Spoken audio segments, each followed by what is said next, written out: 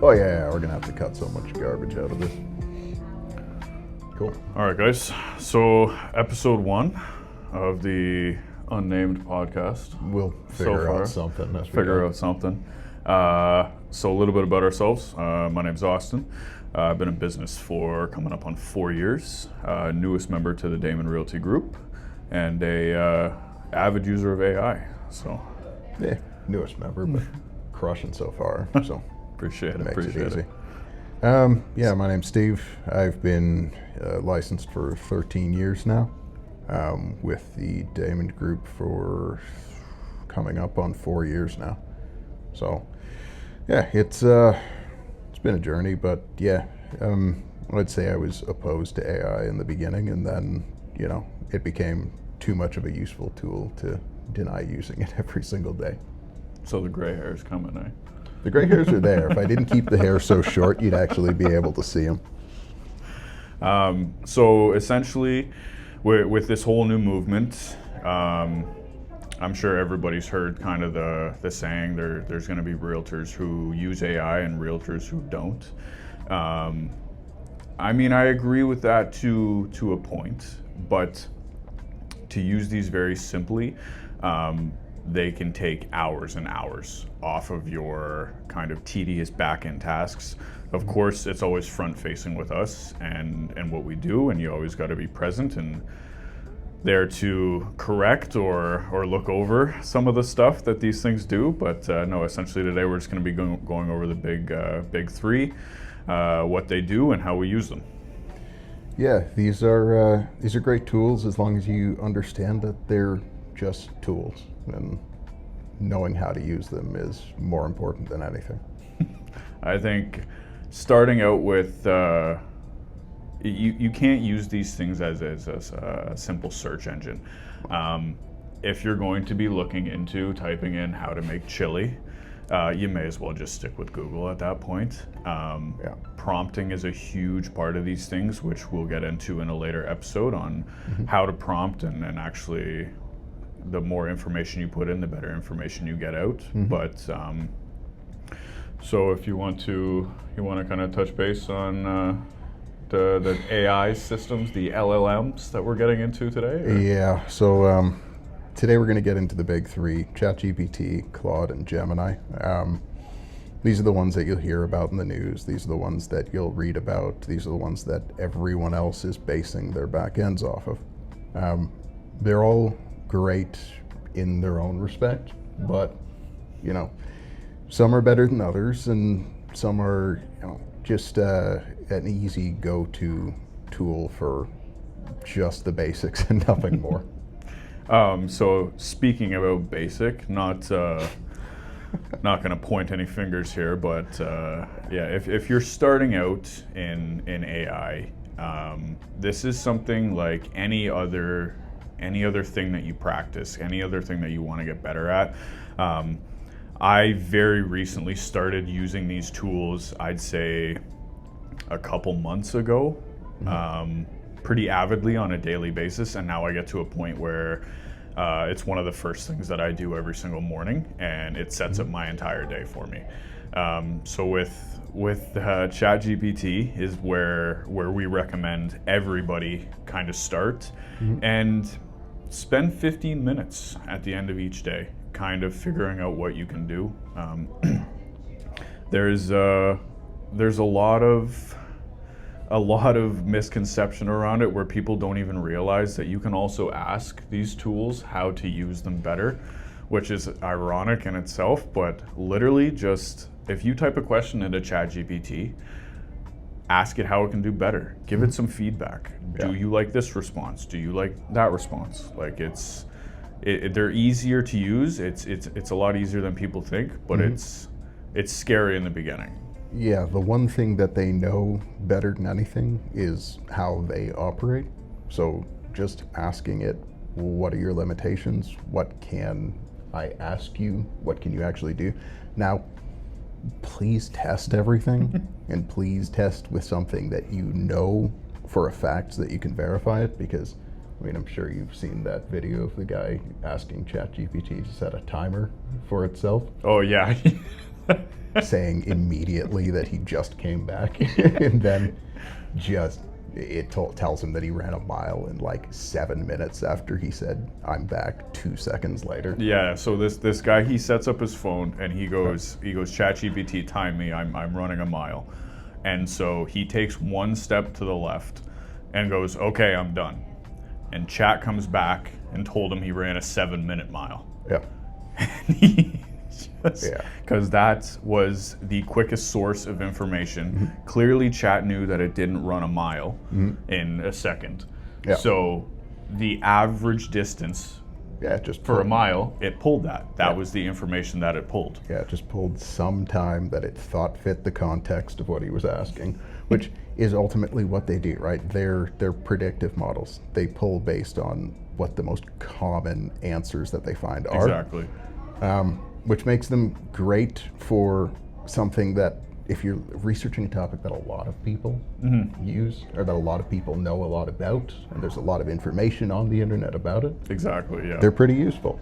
If you're trying to get something super personal where it doesn't have any context for you, and in this case where it doesn't even have the ability to set a timer, Exactly. it will make something up. So you got to be careful with how you use it and how much you trust it. And like, listen, I'm not going to say sit out here and you like be mean to it, but be stern with your LLMs, okay? Like, if you don't like something, tell it flat out that it's wrong. Like, if there's we'll get into it again later, but Claude has been coming out with this new laziness thing where it is just deciding that it's done because you've asked it to do too much work, and it's just deciding it's completed the task.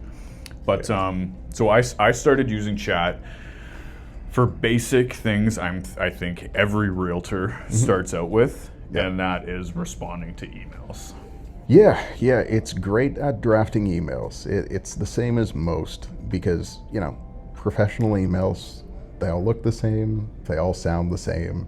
If you have the context of what the other person has sent to you, knowing what to send back is pretty easy for it to decipher. Again, proofread it, just so that it's not saying anything completely out of left field. But they're pretty useful for exactly that. Even basic things like kind of compiling long emails, it's very good at. Let's say you got something that was, all of us are on these mailing lists for every new build, every investor in the GTA. If they send you a list of 20 new properties coming out, it's pretty good at grabbing context of like, of course, this is the average price for this number of beds, this number of baths. These are the floor plan sizes that you can expect. These are the descriptions based on the photos. It's good at that kind of thing. But GPT is, we call it basic because it requires a lot of context to get things right. And then so GPT is again, like everybody starts there, but once you kind of figure out the emailing side of things, take it a step further. Like give it more stuff to use on your end. You have to be the thought leader with this thing. And of course you can start it with the free version as well. We'll touch on that at the end of this episode, but the free version of Chat is fine to use if you're starting out and just getting in there and asking it dumb questions, right?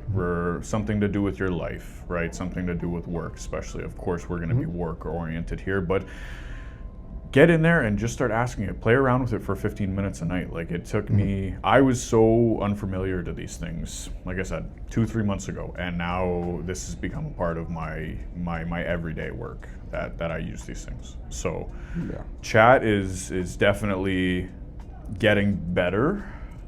It's getting smarter, even if it's not necessarily getting smarter at the rate that the others are. But it's a good starting point. It's the most well-known one. And it's very easy to just kind of download the app, open it up, even go into your web browser if you're really privacy concerned. But if you're privacy concerned, don't use all these things anyway. But it's very good. Just play around with it, see what it can do.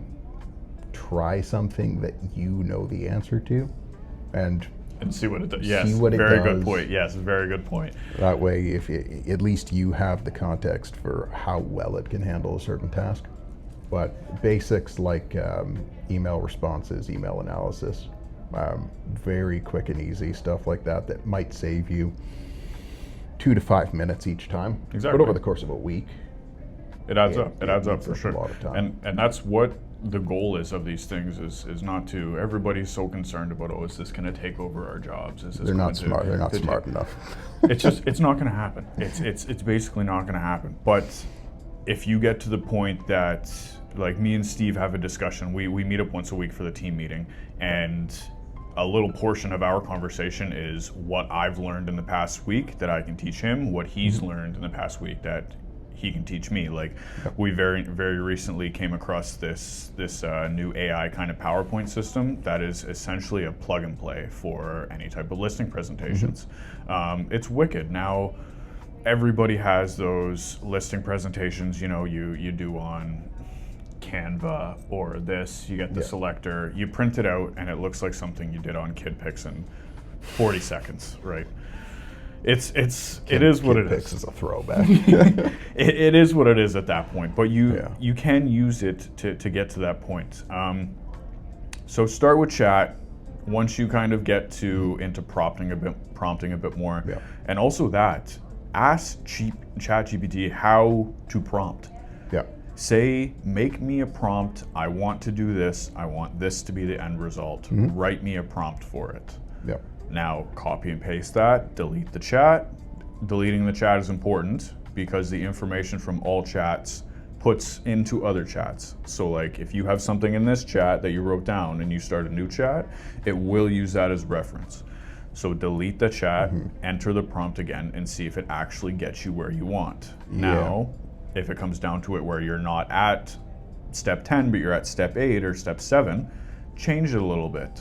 Copy and repeat until you get that where you want to go. And then when you find that prompt that is your go-to and is working for that specific task, copy that, put it in another document, put it in one of your notes documents, and use that as the baseline for other prompts going forward. Like, you can use that just as your standard for, let's say, like the one that we will get into at some point, the CMA. Yes. It's a great tool, but once you have the baseline of that prompt and you're just changing variables, it's great, but save that somewhere so you're not trying to recreate it every time. Exactly. If you want predictable results, you need the same input. And so you can also rerun these same prompts in the same chat, like as Steve just touched on, the seller CMA email. I have about 35 clients who like receiving, older clients who don't like the generalized monthly emails that teams send out. They want to know what's happening within their neighborhood, and they want a quick 2-minute read.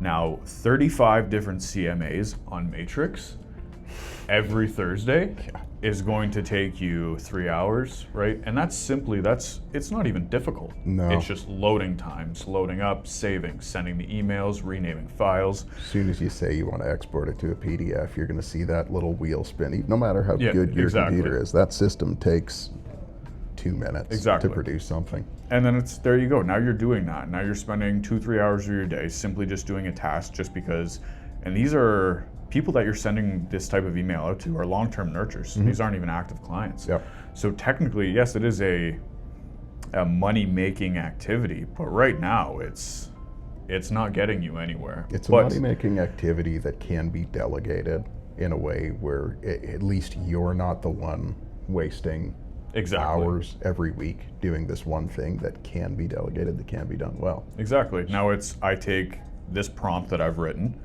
put it in, and now it's simply just, I go to Matrix, type in the address of each person, copy and paste the comparables, put it into the chat, and it will spit out the CMA. Now I rinse and repeat 35 different emails, and it takes me all of 15 minutes to send out 35 CMAs.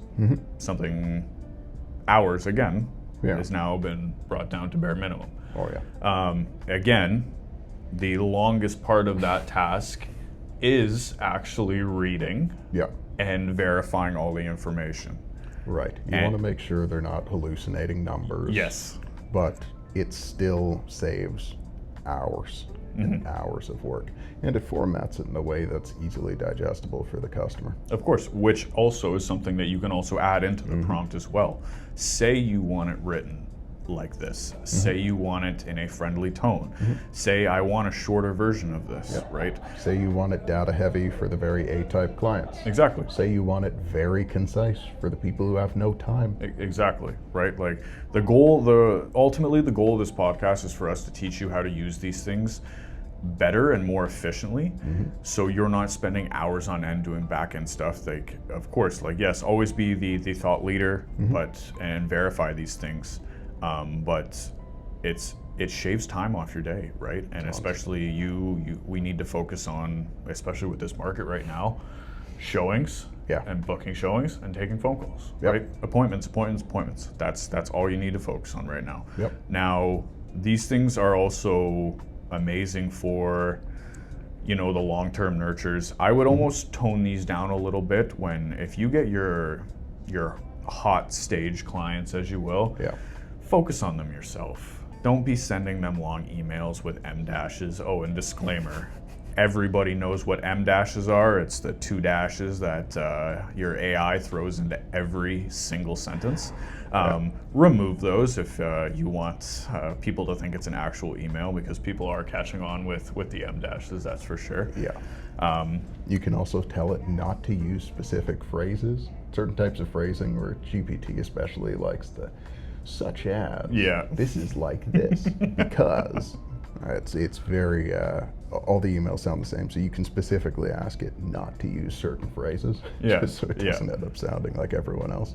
But then when you get down into it, it's make the emails better. Again, you have that prompt saved, go back in, add that to the end of that. The two other LLMs that, LLM is large language model, by the way, guys, that we use specifically. I am huge on Claude, and I have been, over the past few months, essentially developing a virtual assistant that has taken a huge portion out of my morning. It is literally the first thing I do every day, is wake up and run the same prompt every day. And people may be iffy about this, but I've connected my calendar, my Gmail, and my Drive. And so every morning, Claude will go into these things, my emails, read my emails, summarize them. It'll even touch on my follow-up boss, because it is connected to the Gmail. Tell me my tasks for the day, in order of importance, what I need to do. It will even draft email responses and put them in my email. Drafts, of course, because I need to proofread them and go back, right? And simple things like that. Claude is better on the analytical side now. Both Claude and Gemini are a step up from GPT. Once you think you've gotten better at GPT, step up to one of these two, right? Now, once you do make that jump, obviously they both have free versions, and obviously you are going to get better feedback from paid versions, right? Your biggest difference is there are a lot of limitations to the free versions.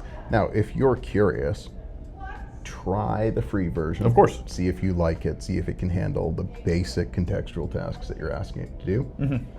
And then if you're finding that you're running into these hard walls of, no, I can't do that, no, you don't have enough credits, then I would look at investing in it. But see which one works best for what your actual needs are. And it may not say on the free versions of these LLMs that you have tokens or credits, but you do. As you may all know, the caricature trend that has recently happened, everybody with any type of job ever now needed a caricature for a profile picture on Facebook. And when it didn't quite get it right the first 6th time, and then the 7th time it told you to try again tomorrow, you ran out of credits, sir. That is what happened there. And at least with the paid versions, you have more credits. Doesn't mean you can try 40 times in a day, because especially with image image generation, exactly. it will burn through them pretty quickly. Like it will get tired, essentially. Yeah. It will get tired. So Claude is the analytical side of things, the co-work side of Claude, which comes along with the Pro and the Expert version. Enterprise? The best one? What is it? There's a few. I think one is called Enterprise. I'm not too sure. I know it starts with an E. Yeah, but we don't use that version. We use the Pro version. Pro version, yeah. You probably will not need that step up. Unless you're creating 4 million caricatures a day, I think you'll be fine. But the Pro version of Claude is wicked for analyzing things, analyzing numbers. Yes. This is where you want to get into for almost creating a virtual assistant type. Now, this morning briefing prompt that I run, that's something that I built over a week or two, and essentially, like we said in the beginning, I started out with a couple sentences, and then went back and added in, I want you to do this, I want you to do that. So connecting it also to my Google Drive has enabled it to save in the same folder every morning. Yeah. But you are still going to run into little hiccups, and 5 or 10 times in to actually using this and it running fine, you still might deal with certain things that are popping up, right? Yeah. So randomly, my Claude decided to start saving my morning briefing as a Microsoft document one day, out of nowhere. Just fun just stuff out that of it does. nowhere. Makes up decisions for you. Exactly. And on a Chromebook, you can open it. It is going to give you some problems. Yeah. But that's something you have to go back in. Now you go back in, change the prompt, save it as a Google Doc, save it to my Google Drive in this folder, right? Well, it's like what we've, the phrase what we've used a bunch of times. It's these things are useful, and they're useful tools. They're, if we want to talk about in terms of intelligence, they're smart, but they're kind of like a hiring an assistant who has really high potential, but it's their first day on the job every single day. Yeah. And so they need to be corrected and led in a certain direction, or they just kind of go off the rails Exactly. and start making decisions on their own that they probably shouldn't be doing. You that's what I said. You need to be strict with these things. Yeah. You need to be stern, right? And I'm not saying start swearing at your LLM. I'm not saying ream it out, right? But you need to be strict with these things. Tell it exactly what you want, exactly what you don't want. If it's spitting you out faulty information, take it back to the basics and start, for lack of better terms, start grilling these things. Yeah. Where did you get this, right? Where did you find this information, right? Yeah. Also start asking it to source this information. I use Claude as my main kind of LLM. You are way more in tune with Gemini than anybody I've ever met, though. So. Yeah, I'm a huge fan of Gemini just because it is kind of, it's like ChatGPT on steroids. It's, just figure this, ChatGPT is trained on, all of these things are trained on data sets that are fed to it, and you never see this, you don't control that. Now there are other AI tools that we'll get into down the road where you can control that, but for all of these, they're trained on their own data sets. In the case of Gemini, it's trained on Google's data set. Google, who have been collecting information on everything you do, everywhere you go, everyone you talk to for what, the last 15, 20 years? Yeah. They know everything, and so they can feed it a lot of information. It also has access to reference things on Google search, on YouTube. I actually was, when I had an issue with my bike derailleur a few weeks ago, I sit there and say, okay, cool, provide me a full tutorial on how to reattach this after I fixed it, and source YouTube videos time-stamped to the correct portion in that video. And it'll do exactly that. It'll do a 10-step thing, YouTube video with the timestamp. On each step, exactly. On each step. Yeah. It's wonderful. It's really, really smart. And while I would say it's probably not as good at like data analysis or coding as Claude is, it's not as in tune as like a co-working tool. It's really, really intelligent in terms of just helping you with basic tasks throughout the day. Nowadays, if you pay for Google Workspace, you already have it. You already have Gemini Pro. Which we recently found out. Just found out too, because our team is on Google Workspace. So you were paying for both, and you already had it. Yeah. yeah. That was a fun discovery. It's great because you find out you have free money, but you also find out you've been wasting money on your own. Oh, that's a business expense. Yeah, I know, right? Write that off. You're fine. Yeah, CRA will never know. Yeah, Gemini's great for that kind of thing. So it's already built into Gmail. So even if you have like a custom domain email, for ours are all daemon.ca, but they're built on the Google backend, so everything works there. They can pull information from your Google Drive. They can pull information from Google Sheets, from Google Docs, from any presentations that you have saved. They're wonderful in terms of referencing things, and even if you're using it within Chrome, it's now built into the PDF viewer. So let's say you pull an MLS data sheet for a property. It will, by default, if you have it integrated, show a full summary of everything that's written on that page. We've seen that a couple weeks ago. That was great. And I mean, we recommend preparing for your open houses, but I mean, if you're on the fly, that little just summary, I mean, of course everybody can read the brochure, but you can go off of it in a fly if you absolutely have to, right? It gives you those high-level talking points. So at the very least, especially for showings, let's say you get someone who called you up. Oh, you're on the go. They want last-minute showings. You're sitting there on the iPad and you're like, okay, cool, I'm pulling off this thing right now. We're gonna go drive to the house. Yeah. And I have 20 minutes to prepare. It's really good at giving you context on the most important things about the property. It's gonna kind of talk to you like a realtor, but again, verify certain things. Don't trust it that it has the tax numbers correct. Don't trust it that it has the square footage correct. Yeah.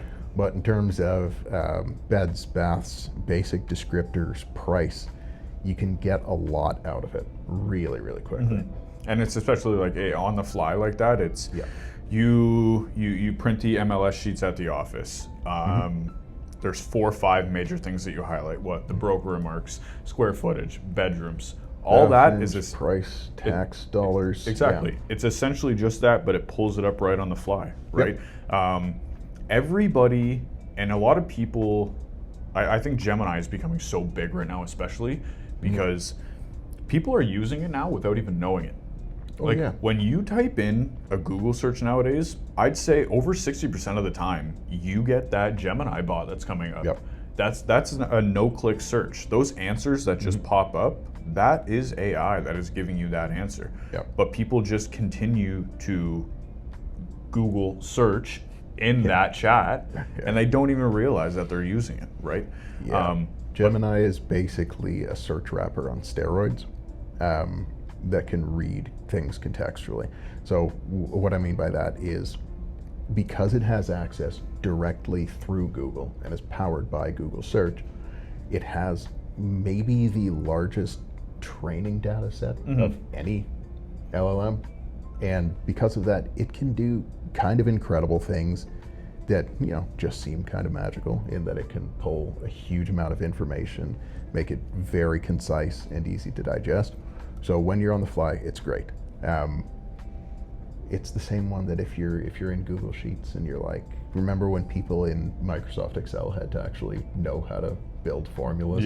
Control this, left, you can just right click it, use Gemini, say this is what I want this cell to do, and it fills it in on its own. Exactly.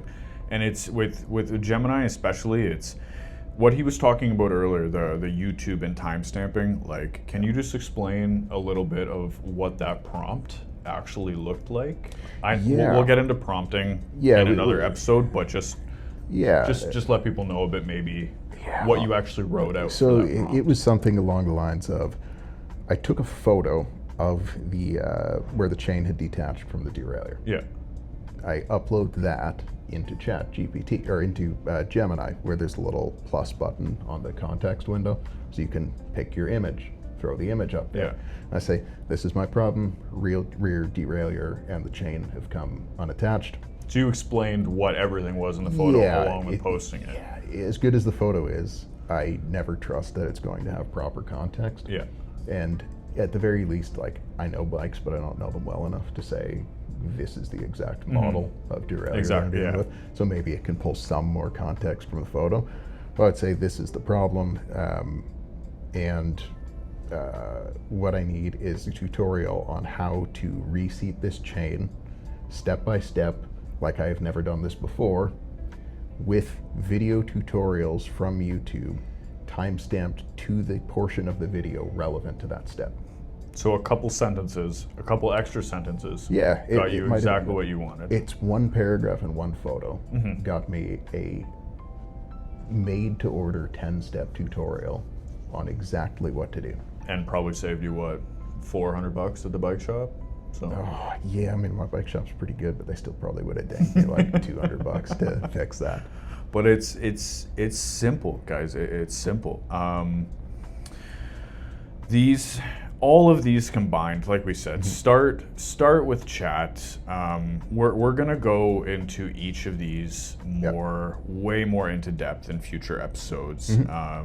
We'll get into deep dives on how to prompt and how to prompt for specific things. Yes. So we'll go into like co-working prompts. We'll go into data analysis prompts. We'll even at times show you exactly what the output from those prompts looks like so that you have context for what these things can actually do. And then from there, I mean, you'll kind of be forced to experiment with it yourself because you have to.